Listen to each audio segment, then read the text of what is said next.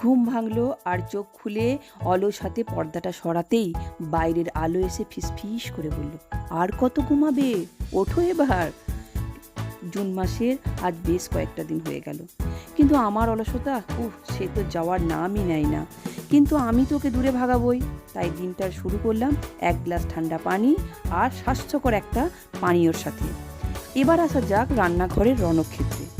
লেচিগুলো গোল গোল, কিন্তু বেলার সময় পৃথিবীর মানচিত্র, কখন আবার চাঁদের। তাতে কি, রুটি যখন তাওয়ায় গিয়ে ফুলে টইটুম্বর হয় তখন মনে হয় আহা, আমি সেরা রাঁধুনি।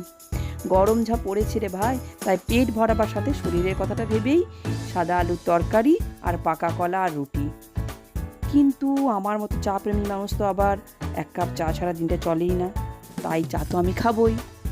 চলো, আমার চাও শেষ, আমার প্রথম দিনের মিনি ব্লগের গল্পটাও শেষ। ভালো লাগলে সাথে থাকবেন। দেখা হবে আবার একটা নতুন মিনি ব্লগে।